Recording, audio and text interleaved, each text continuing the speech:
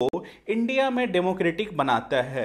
To what makes election in India democratic, ये हमने इसमें आज की वीडियो में देखनी है। तो सबसे पहले जब हम देख रहे हैं तो हमें क्या दिख रहा है, पहला हेडलाइन कि what makes election in India democratic. तो उसका सबसे पहला चीज़ है जो हमें याद रखनी है कि इंडिपेंडेंट इलेक्शन कमीशन। इंडिया में इलेक्शन कमीशन जो है वो किसी के कंट्रोल में नहीं रहता है, ना ही गवर्नमेंट के अंदर रहता है। गवर्नमेंट कौन सी गवर्नमेंट होती है? जो रूलिंग पार्टी होती है, जो सरकार चलाती है जिस पार्टी को, उसको रूलिंग पार्टी बोलते हैं। और जो जिसकी सरकार नहीं बन पाती उसको हम अपोजिशन पार्टी बोलते हैं। तो इसमें ना तो रूलिंग पार्टी का कोई कंट्रोल रहता है इलेक्शन सिस्टम पे, और ना ही अपोजिशन पार्टी का कंट्रोल रहता है। तो वही चीज़ बोल रहा है कि election commission take decision on every aspects of conduct and control of election from the announcement of election to declaration of result. जब से इलेक्शन का अनाउंसमेंट होता है, जब तक रिजल्ट नहीं डिक्लेयर हो जाता है, तब तक इलेक्शन कमीशन जो है वो इंडिपेंडेंट वर्क करता है। ये हमें इसमें याद रखना है। It implement the code of conduct and punish any candidate और पार्टी डेट वायलेट इट। और इसका ये भी काम है कि यदि कोई भी रूल को ब्रेक करता है, चाहे कोई भी गवर्नमेंट ऑफिसर्स हो, चाहे कोई भी लीडर हो, तो उन पे कोड ऑफ कंडक्ट के थ्रू पनिशमेंट दी जाती है। इलेक्शन के टाइम पे इलेक्शन कमीशन ऑर्डर देता है गवर्नमेंट को कि आपको कुछ गाइडलाइन को फॉलो करने पड़ेंगे, और उसी गाइडलाइन के हिसाब से इलेक्शन कमीशन सरकार काम करती है। यदि इलेक्शन कमीशन का कोई गाइडलाइंस नहीं मानता है तो इलेक्शन कमीशन जो है उसको फिर पनिश करेगी। अगला पॉइंट हमें याद रखना है कि when an election duty government officers work under the control of election commission not the government. ये एक इंपॉर्टेंट पॉइंट है जो हमें ध्यान रखना है कि जब इलेक्शन ड्यूटी पे होता है तो गवर्नमेंट ऑफिसर्स जो वर्क करते हैं वो इलेक्शन कमीशन के अंदर करता है, ना कि किसी गवर्नमेंट के अंदर। अगला, when election officers come to an opinion that polling was not fair in some booth और even entire constituency they order a repoll.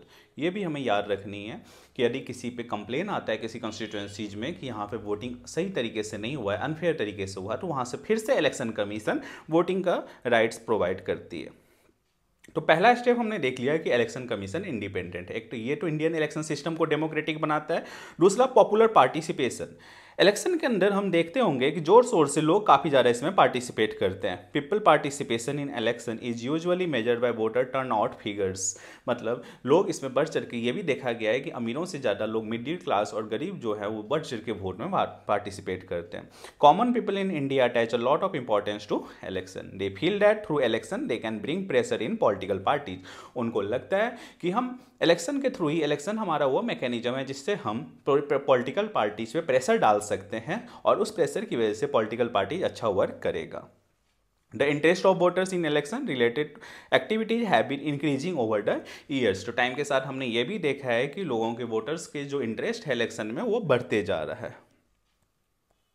अगला कि तीसरा क्या है जो इलेक्शन को डेमोक्रेटिक बनाता है, थर्ड स्टेप है हमारा एक्सेप्टेंस ऑफ इलेक्शन आउटकम। जो भी इलेक्शन का रिजल्ट आता है इंडिया के अंदर, यदि गवर्नमेंट की पार्टी के कैंडिडेट हार गई तो उनको सस्वीकृति के साथ उस रिजल्ट को एक्सेप्ट करना होता है। तो वो चीज़ भी इलेक्शन को इंडिया में डेमोक्रेटिक बनाता है। जैसे ruling party routinely loses election in India both at the national level and state level. Ruling party जो चाहे अपोजिशन पार्टी जो, दोनों लगातार इलेक्शन हारते रहते हैं समय समय पे, तो वो इसको सही तरीके से एक्सेप्ट करते हैं। Candidate who are known to have spent a lot of money to on buying votes and those who with non criminal connection after lose election often lose election. मतलब जिस कैंडिडेट के पास पैसे ज़्यादा हैं और जो क्रिमिनल रिकॉर्ड है वो भी इलेक्शन हारते हैं। तो ये भी क्या बताता है कि इलेक्शन जो है वो इंडिया में डेमोक्रेटिक है।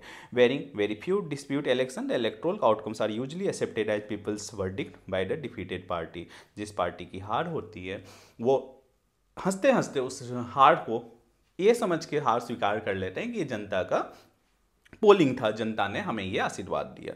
तो ये भी चीज़ें इलेक्शन सिस्टम इंडिया में डेमोक्रेटिक बनाता है, जैसे रिजल्ट एक हो गया। अब ये तो हमने देख लिया कि इलेक्शन को इंडियन इलेक्शन को डेमोक्रेटिक हम कैसे कह सकते हैं। तो ये तीन मेन सोर्सेस थे जिसके बेसिस पे हम बोल सकते थे कि इंडिया में इलेक्शन जो है वो डेमोक्रेटिक है। अगला देखिए कि सबसे इंपॉर्टेंट पार्ट ये है कि challenges to free and fair election. Free और फेयर इलेक्शन के लिए क्या क्या चैलेंजेस फेस करने पड़ते हैं इलेक्शन कमीशन को, वो हमें यहाँ पे देखनी है। सबसे पहला फेस करना पड़ता है इलेक्शन कमीशन को, candidate and parties with a lot of money may not be sure of their व्यक्ति but they do enjoy a big and unfair advantage. Over smaller parties and independent. जो छोटी पार्टियां हैं और जो इंडिपेंडेंट लड़ते हैं उन पे वो अपना एडवांटेज सोसाइटी में प्रोड्यूस करते हैं, जो जिनके पास पैसे ज़्यादा हैं और वो इलेक्शन में अनफेयर तरीके से जाते हैं। दूसरा, in some part of the country candidate with criminal connection have been able to push others out of the electoral race and secure a ticket from the major parties.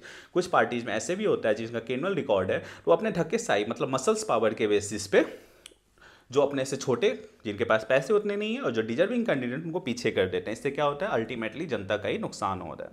तीसरा, some families tend to dominate political parties, tickets are distributed to relative from this families. तीसरा disadvantage ये है free and fair election में कि कई बड़े leaders जो होते हैं वो अपने बच्चों के या अपने वाइफ के या अपने हस्बैंड के टिकट दिलाने की कोशिश में रहते हैं पैसे के दम पे। तो इससे भी क्या हो रहा है कि कहीं ना कहीं इलेक्शन सिस्टम को डेमोक्रेटिक करने से ये रोकते हैं। अगला, very often election offer little choice to ordinary citizen for both the major parties are quite similar to each other both in policy and practice. कई बार लोगों के पास उतने ऑप्शन नहीं रह जाते हैं, वही पिछला साल का पुराना घिसा पिटा उनका ऑब्जेक्टिव होता है, तो लोगों के पास ऑप्शन नहीं रहते हैं कि हमें किसे वोट देना चाहिए किसे नहीं। आजकल गवर्नमेंट ने उसके लिए नोटा का व्यवस्था कर दिया है कि जिसको किसी भी कैंडिडेट का पर्सन का पसंद नहीं आ रहा है तो वो नोटा पे बटन दबा सकता है। Smaller parties and independent candidate suffer a huge disadvantage compare to bigger parties. ये हमें याद रखनी है कि जो स्मॉलर पार्टीज हैं और इंडिपेंडेंट कैंडिडेट हैं उनको ह्यूज डिसएडवांटेज हो करना पड़ता है as compare to bigger parties. तो बिगर पार्टीज जो है वो ज़्यादा एडवांटेज लेती है इलेक्शन में as compare to smaller parties. तो ये सारी चीज़ें हैं जो इलेक्शन सिस्टम को इंडिया के अंदर क्या करता है, डेमोक्रेटिक बनाता है, नहीं बनाया जाता है। जो ये डिसएडवांटेज थे, जो चैलेंजेस था फ्री एंड फेयर इलेक्शन में। तो दोस्तों आज हमने यही देखा दो टॉपिक कि क्या इलेक्शन सिस्टम को इंडिया में डेमोक्रेटिक बनाया जाता है और क्या चैलेंजेस फेस करने पड़ते हैं गवर्नमेंट को फ्री एंड फेयर इलेक्शन में। तो उम्मीद करता हूँ आपको वीडियो पसंद आया होगा। आप हमें फॉलो कर सकते हैं, यहाँ पर आपको दिख रहा है कि टेलीग्राम पर हमारा नाम है A1B1C क्लासेस। फेसबुक पे आप हमें फॉलो कर सकते हैं A1 ब्राइट कोचिंग और इंस्टाग्राम पे आप हमें फॉलो कर सकते हैं abc1.center। Thank you. तब अगले वीडियो में हम फिर मिलेंगे कुछ नए टॉपिक पे, तब तक के लिए बाय।